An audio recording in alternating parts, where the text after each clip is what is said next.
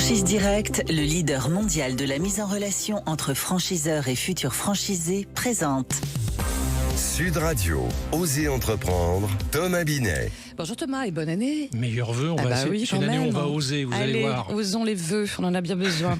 Au sommaire d'Oser entreprendre ce matin, Thomas. On va commencer par parler de la marque Habitat et notre saga de la semaine, ça sera la marque de cachemire Bompard et on va recevoir en grand témoin Nathalie Garcin, présidente d'Émile Garcin Propriété. C'est une belle saga familiale qui va nous emmener dans les coulisses de l'immobilier de caractère. Je sais que Nathalie Garcin aime ce terme. Et on terminera avec nos essentiels de l'entrepreneuriat. On va parler de protéger sa vie numérique. Rien que ça.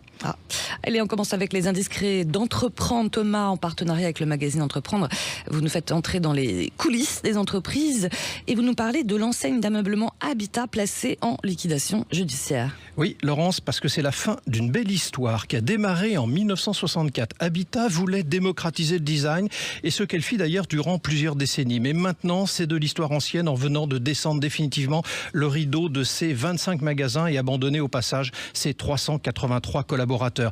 Tout sera allé très vite. Il aura fallu moins de 10 jours après le redressement judiciaire pour que le tribunal de commerce de Bobigny décrète la mise en liquidation judiciaire sans maintien de l'activité en raison d'une situation détériorée des comptes. Le sujet quand même qui reste sur la table, c'est qu'il y a plus de 9 millions d'euros, vous m'entendez bien, 9 millions d'euros de commandes qui n'ont pas été honorées. Et quand on sait que les clients ne font pas partie des créanciers prioritaires, il y a peu de chances qu'ils soient remboursés, ce qui est un peu scandaleux. Ouais, ça c'est sûr. Pour votre saga de la semaine, vous nous parlez du cachemire Bompard, cette marque mythique, bien sûr, de la mode française. Elle a été créée en 1985 par Éric Bompard et s'est spécialisée dans le cachemire, mais pas n'importe lequel, celui des hauts plateaux de Mongolie, provenant uniquement de la chèvre Capra Iska. Pour que ce pull soit parfait, Bompard utilise jusqu'à 6 chèvres pour confectionner un seul pull en cachemire, ceci expliquant ainsi son prix. C'est en 2018 que l'entreprise est cédée à l'homme d'affaires Xavier Marie, créateur entre autres de Maisons du Monde et au fonds d'investissement Apax Partners ainsi que la Banque publique d'investissement. Et aujourd'hui, que représente Bompard ? C'est 300 collaborateurs pour un chiffre d'affaires qui retournerait autour de 65 millions d'euros. Ils ne publient pas leurs chiffres. Et cette PME française occupe la place de leader européen du cachemire. L'idée reçue, c'est que Bompard, ce ne sont que des pulls cachemire, mais la gamme est diversifiée en réalité, notamment des t-shirts coton cachemire pour l'été ou encore des robes plissées et même des sous-vêtements chics. Alors cet hiver, Éric Bompard et Maison Sarah Lavoine se sont même associés pour présenter une collection exclusive en cachemire portant les mêmes valeurs pour tendre vers l'excellence.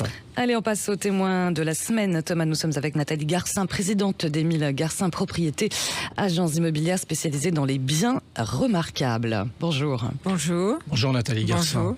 Bonjour.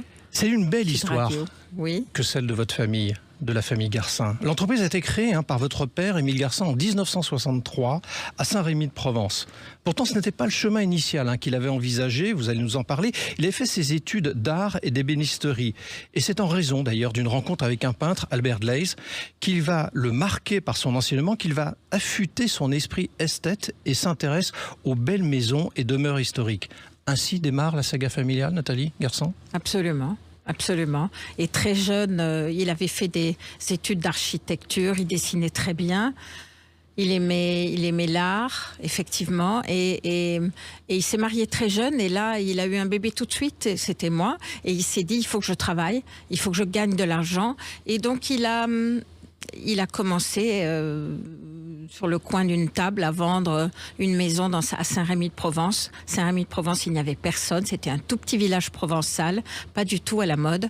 Et il a commencé comme ça. Alors, on va parler de vous tout de suite, d'ailleurs. Mais moi, j'ai observé en étudiant votre parcours et celui de votre famille que la culture, l'art a toujours été présente dans votre famille.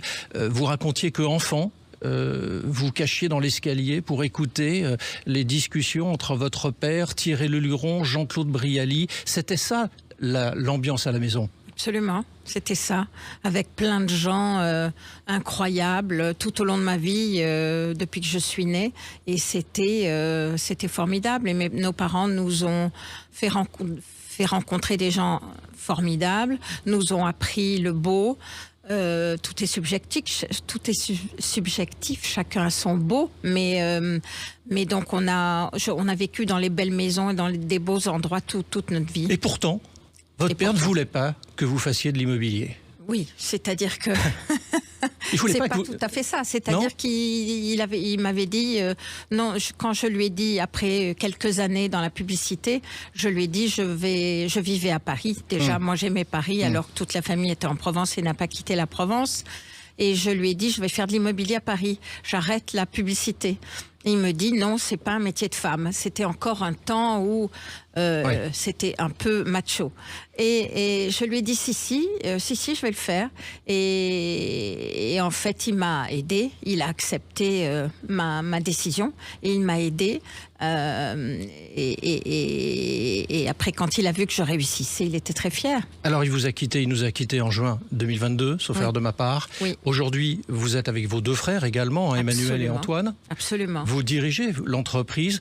Avec Emmanuel. Absolument. Comment vous passez d'un homme charismatique, votre père Émile Garcin, une forte personnalité, un fort caractère. Oui. Pas forcément facile tous les jours, j'imagine quand même, parce qu'on ne crée pas non plus ce que vous avez créé, en tout cas ce qu'il a mis en place, sans caractère, sans personnalité.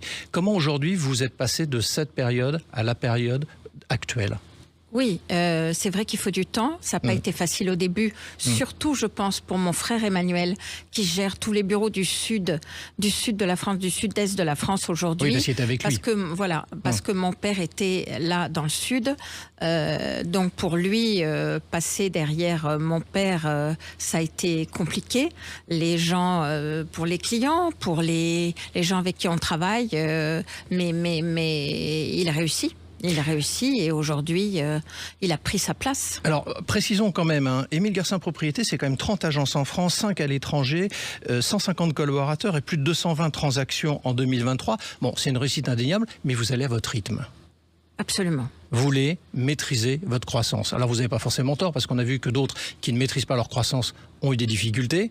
Donc, c'est un temps long. Ce qui veut dire que une génération, votre père, votre génération avec vos frères, et il y aura forcément une troisième génération, en tout cas c'est ce que vous souhaitez ? Oui, j'espère. Pour gérer justement cette croissance ? Oui, absolument, j'espère. À nous trois, nous avons 6 enfants, donc il y en aura bien un ou deux qui viendront par là.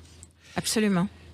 Je reviens un instant sur votre père, si vous le permettez. J'ai relevé un point intéressant quand même, en tout cas original dans son parcours, dans sa façon de faire. Il avait souvent recours à l'astrologie pour mieux cerner les personnalités des gens qu'il rencontrait. Bon, c'est assez surprenant en mode de management. Bon, ceci dit, je veux dire, d'autres l'ont fait. On se souvient de François Mitterrand avec Elisabeth Tessier. C'était un mode de gestion, aussi de recrutement. Oui, c'était un mode de recrutement, absolument. Très clairement. La première chose qu'il regardait sur les CV, c'était le signe astrologique. D'accord. Et c'est vrai que même moi, aujourd'hui, dès que sur un CV, aujourd'hui, on ne met plus de photos sur les CV, on ne met plus de date de naissance, ce qui me perturbe beaucoup, ce qui m'énerve beaucoup. Et donc, la première chose que je demande à ma secrétaire, c'est de demander la date de naissance. Et parce que c'est important, oui, il y a des signes qui sont plus axés sur le commercial, si on cherche un commercial, que d'autres. Alors justement, vous parlez des commerciaux, on est venir. On va parler du recrutement justement, parce qu'on est dans Oser Entreprendre. Et tous ces parcours sont intéressants pour ceux qui nous écoutent. Quand vous recrutez des négociateurs, Nathalie Garcin, qu'est-ce que vous recherchez en eux ? C'est quoi les critères pour ceux qui nous écoutent, qui voudraient peut-être venir travailler chez vous ? Il faut qu'ils aiment les gens. Il faut qu'ils soient à l'écoute. De l'empathie. De l'empathie. Il faut qu'ils aiment les gens, qu'ils soient à l'écoute. Il faut qu'ils parlent plusieurs langues, parce que notre clientèle vous êtes à l'international. Est internationale. Et qu'ils aient envie d'apprendre. Parce qu'on peut engager des gens qui n'ont jamais fait ce métier. Ça nous convient très bien et on leur apprend le métier aussi. Dernière question par rapport à ça. Vous cherchez plutôt des collaborateurs ou des entrepreneurs ? Les deux. Les deux ? C'est pas incompatible ? Non, c'est pas incompatible. C'est pas incompatible. Merci Nathalie Garcin. Merci à vous. Merci beaucoup. Et puis je rappelle que vous êtes la présidente d'Émile Garcin Propriété. Allez, on passe aux essentiels de l'entrepreneuriat. Bruno, le spécialiste des fournitures et de l'équipement pour les professionnels, présente. Sud Radio, Oser Entreprendre, les essentiels de l'entrepreneuriat. Et Thomas, vous nous parlez de vie numérique. Oui, Laurence, allez-vous vous essayer de protéger votre vie des regards indiscrets de ceux qui veulent pénétrer votre cercle intime sans y avoir été invité.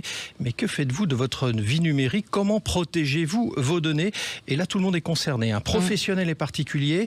Allez, chaque année, selon Microsoft, on recense écoutez bien, 18 milliards d'attaques de mots de passe. Alors, vous imaginez avec le télétravail, je réussirai à le dire, les risques que vous encourez. Ouais, alors, comment fermer à double tour sa maison, la maison de la télésurveillance? Alors, concrètement, comment on protège notre environnement numérique, Thomas? Beaucoup d'entre nous sous-estiment d'ailleurs le niveau de protection nécessaire. Allez, je vais vous faire sourire pour un dimanche matin. Oui. Voici les principaux mots de passe utilisés à ce jour. 1, 2, 3, 4, 5, 6, A, B, C, D, E, F, Doudou, Soleil, Loulou. Et alors celui que je préfère, tout simplement, mot de passe. Ah, c'est bien ça. Ouais, c'est pas mal, c'est assez simple quand même. Donc concrètement, les véritables hackers sont capables de craquer votre mot de passe en un temps record, d'autant plus quand ils sont de ce niveau de protection. Ouais, 1, 2, 3, 4, 5, 6, c'est sûr qu'on va peut-être oublier.